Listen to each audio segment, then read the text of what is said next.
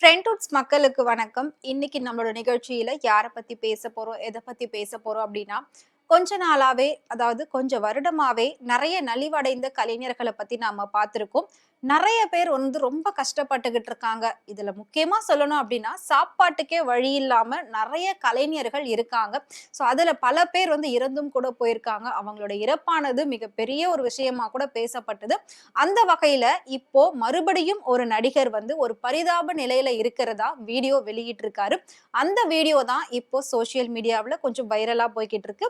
அவரு யாரு அப்படின்னு கேட்டீங்கன்னா, பாவா லக்ஷ்மணன் தான். இவரு கிட்டத்தட்ட 80ஸ்ல இருந்து இப்ப வரைக்கும் ஒரு 30, 35 வருஷமா தமிழ் சினிமாவுல பல படங்கள்ல அவர் நடிச்சிருக்காரு. பல முன்னணி நடிகர்கள், நடிகைகள் கூட நடிச்சிருக்காரு. இவரால வாழ்ந்தவங்க நெறைய பேர் இருக்காங்க. இவர் நெறைய பேருக்கு வந்து வாய்ப்பும் வாங்கி குடுத்திருக்காரு. நெறைய இயக்குனர்களுக்கு சம்பளம் வாங்கி குடுத்திருக்காரு. ஆரம்பத்துல புரொடக்ஷன் மேனேஜரா தான் அவர் வந்து வேலை பார்த்திருக்காரு. அதுக்கப்புறமா தான் ஆள் இல்லன்ற பட்சத்துல இவர் நல்லா இருக்காரே பார்க்க, சரி நீ வந்து ஒரு சீன் பண்ணுன்னு சொல்லி ஒரு இயக்குனர் வாய்ப்பு குடுத்திருக்காரு. அதுல இருந்து தான் இவர் ஒரு நடிகராவும் தன்னை அறிமுகப்படுத்திக்கிட்டாரு. பல படங்கள்ல அவர் நடிச்சிருக்காரு. நான் சொன்ன மாதிரி பல முன்னணி நடிகர்கள் கூட நடிச்சிருக்காரு. 35 வருஷமா அவர் பல விஷயங்கள் அவர் பார்த்திருப்பாரு இதே தமிழ் சினிமாவுல. ஆனா இன்னைக்கு அவருடைய நிலை ரொம்பவே பரிதாபமானது. ஏன் அப்படின்னா, சாப்பாட்டுக்கே வழி இல்ல. குடும்பங்க யாரும் என் கூட இல்ல. என் குடும்பத்தார்கள் யாருமே என்கிட்ட பல வருஷமா பேசுறதும் கிடையாது. என்னோட மனைவி மக்களும் என்னை விட்டு போயிட்டாங்க. இப்ப எனக்கு தங்குறதுக்கு ஒரு வீடு கூட இல்ல. ஹவுஸ் ஓனர் வாடகை குடுக்கல அப்படின்னு சொல்லி என்ன காலி பண்ண வச்சுட்டாங்கன்னு சொல்லி கண்ணீர் மல்க ஒரு வீடியோ வெளியிட்டு இருந்தாரு. அந்த வீடியோ பார்த்துட்டு உடனே மத்த நடிகர்கள் எல்லாருமே ஹெல்ப் பண்ண முன் வருவாங்க அப்படின்னு நினைச்சிருக்காரு. அப்படி நினைச்சுதான் அந்த வீடியோ வெளியிட்டு இருக்காரு. ஆனா ஒரு நடிகர், நடிகைகள் கூட அவருக்கு ஹெல்ப் பண்றதுக்கு முன்னாடி வரல. இதுதான் மிகப்பெரிய ஒரு கொடுமையா இருந்திருக்கு. பொதுவா நடிகர் சங்கம் அப்படிங்கிறது நலிவடைந்த கலைஞர்களுக்கான ஒரு சங்கமா தான் பார்க்கப்படுது.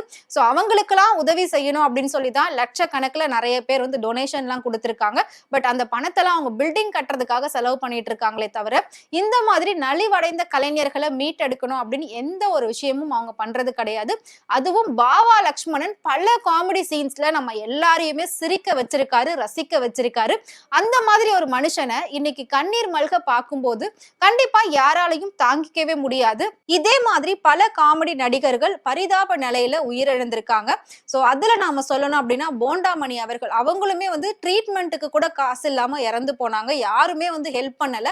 அதாவது நடிகர்கள், நடிகைகள்லாம் கோடி கணக்குல சம்பளம் வாங்கி படம் நடிக்கிறாங்க. அவங்களுடைய ஒரு சப்போர்ட்டிவா தான் இந்த மாதிரி சின்ன சின்ன கலைஞர்கள் பண்றாங்க. இவங்களோட சப்போர்ட் இல்லைன்னா அவங்க எப்படி அந்த இடத்துல ஹைலைட்டா தெரிவாங்க அப்படின்றது தெரியல. அந்த ஒரு உணர்வு கூட கொஞ்சம் கூட இல்லாம இவரு நிறைய நடிகர்களுக்கு போன் கூட பண்ணி பார்த்திருக்காரு. எல்லாரும் காலை கட் பண்ணிருக்காங்க. இதுல முக்கியமா அவர் ஒரு விஷயத்த சொல்லியிருக்காரு. என்ன சொல்லியிருக்காரு அப்படின்னா, வடிவேலு நிறைய வாய்ப்பு வாங்கி கொடுத்திருக்காரு. ஆனா அவர் சொல்றதான் நாங்க கேட்கணும். அவர் என்ன பேச சொல்றாங்களோ அததான் நாங்க பேசணும். அவர் என்ன நடிக்க சொல்றாரோ அததான் நாங்க பண்ணணும். அந்த மாதிரி ஒரு சில விஷயம் எல்லாம் பண்ணிருக்காரு. அதுக்கப்புறம் எனக்கும் அதை வச்சு நிறைய வாய்ப்பு வந்தது. நானும் நிறைய படம் பண்ணேன். ஆனா சம்பளம் வந்து எங்களுக்கு ரொம்பவே கம்மி தான்.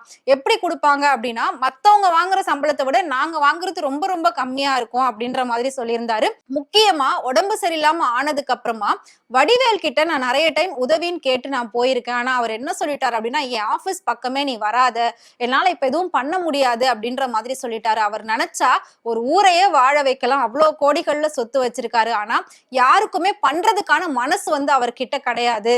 அதெல்லாம் ஆபீஸ் வராதீங்க, எதுக்கு வரீங்க அப்படிலாம் நான் வெளித்தோற்றமா நாம நிறைய பேரை பாக்குறோம். ஆனா அவங்களோட உள் மனசானது, அவங்களோட உள் தோற்றம் டோட்டலாவே வேற மாதிரி தான் இருக்கு. நம்ம யாரெல்லாம் ரொம்ப நல்லவங்கன்னு நினைக்கிறோமோ திரையில, அவங்க எல்லாருமே பின்னாடி ரொம்ப மோசமா தான் இருக்காங்க அப்படின்ற மாதிரி விஷயத்த பாவா லக்ஷ்மணன் சொல்லியிருக்காரு. அவருடைய இந்த நிலைமைக்கு காரணம் என்ன அப்படின்னா, முதல்ல குடும்பத்தார்கள் கூட நிறைய சண்டை சச்சரவுகள் இருந்தது. அதனால எல்லாருமே பிரிஞ்சு போயிட்டாங்க. நான் கொஞ்சம் சினிமாவுல பிஸியா இருந்ததுனால யாரு கூட என்னால போய் பேச முடியல. இப்போ நான் போய் பேசும்போது அவங்க யாரும் என்கிட்ட பேச மாட்றாங்க. நீ நல்லா இருக்கும்போது எங்களை கவனிச்சியா, எங்களை மதிச்சியான்னு கேக்குறாங்க. ஆனா உண்மையிலே டைம் இல்லாத ஒரு காரணத்தினாலதான் நான் அங்க போகல அப்படின்ற மாதிரி எல்லாம் ரொம்பவே கண்ணீர் மல்க விஷயத்த சொல்லியிருந்தாரு.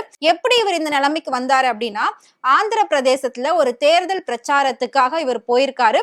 அந்த இடத்துல வந்து ஜெனரேட்டர் இவரோட கால் மேல விழுந்திருக்கு. கால்ல விழுந்ததுல இன்ஃபெக்ட் ஆகி அடிபட்டு அதுல வந்து 3 விரல் எடுத்திருக்காங்க. 3 விரல் எடுத்ததுனால இவரால சரியா நடக்க முடியல, எந்திரிச்சு நிக்க முடியல.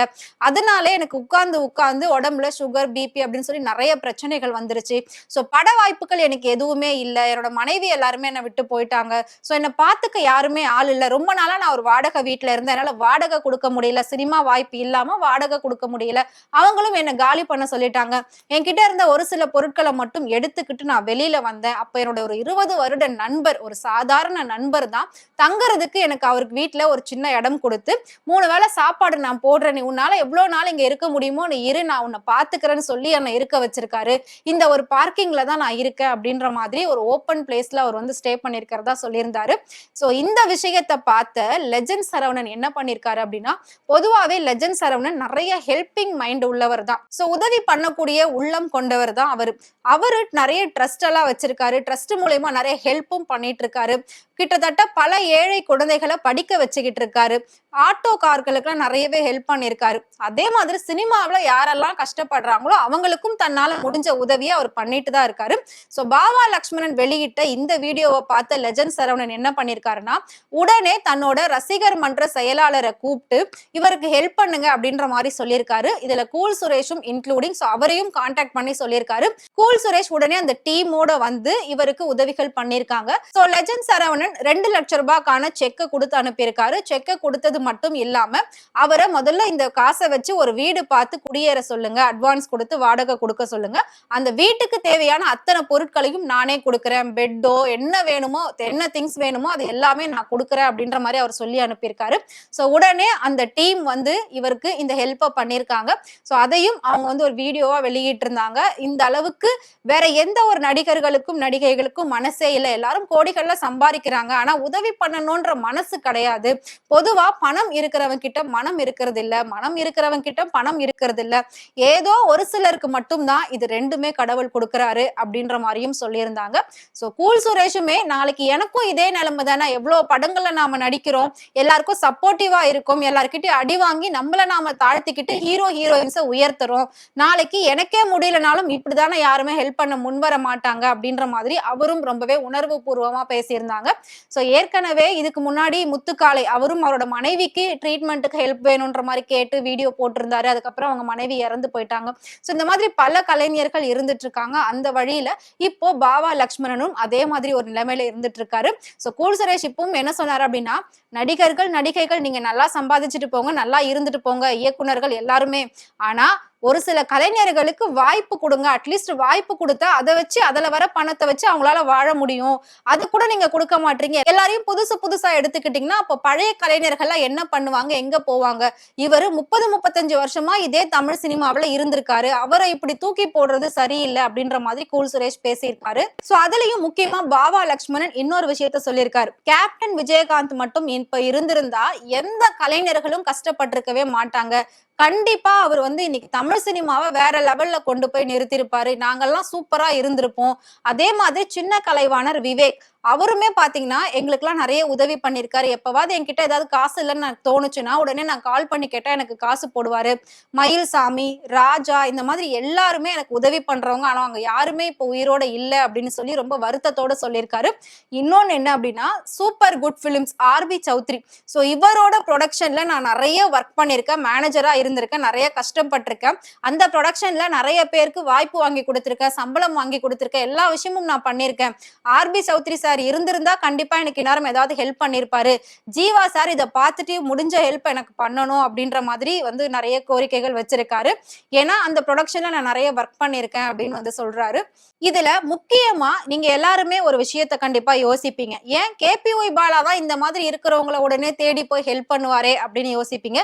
எஸ், கேபிஒய் பாலாவும் போயிட்டு பார்த்துட்டு தான் அக்கௌண்ட்ல இருந்து 32,000 ரூபாயில 30,000 ரூபாய் எடுத்து கொடுத்துட்டு வந்திருக்காரு. அதையும் அவர் ஒரு வீடியோவா போட்டிருந்தாரு. சோ பாலாவும் லெஜண்ட் சரவணாவும் மட்டும்தான் இது வரைக்கும் எனக்கு ஹெல்ப் பண்ணிருக்காங்களே தவிர வேற எந்த ஒரு நடிகர்கள் நடிகைகள் ஹெல்ப் பண்ணவே இல்லை. நான் பல பேருக்கு போன் கால் பண்ணி பார்த்தேன், எல்லாரும் கட் பண்றாங்க. சோ எல்லாரும் நம்ம நல்லா இருந்தா மட்டும்தான் நம்மளை வந்து கூட வச்சுப்பாங்க, நம்மளை பார்ப்பாங்க. மற்றபடி நம்ம கொஞ்சம் கீழே இறங்கிட்டோம் அப்படின்னா தூக்கி போட்டுட்டு போயிடுறாங்க. காலம் அப்படி மாறிடுச்சு. மனுஷங்களுக்கு மனுஷங்க உதவலைன்னா வேற யார் வந்து நம்மளுக்கு உதவுவாங்க அப்படின்ற மாதிரி ரொம்பவே உணர்ச்சி பூர்வமான ரொம்ப ஒரு கவலையோட பல வேதனைகளை தாண்டி இந்த விஷயம் விஷயங்களை பாவா லட்சுமணன் ஷேர் பண்ணியிருக்காரு.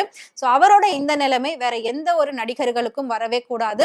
அதே மாதிரி அங்காடி தெரு சிந்து இவங்களும் பாத்தீங்கன்னா ரொம்ப கஷ்டப்பட்டு தான் உயிரிழந்தாங்க.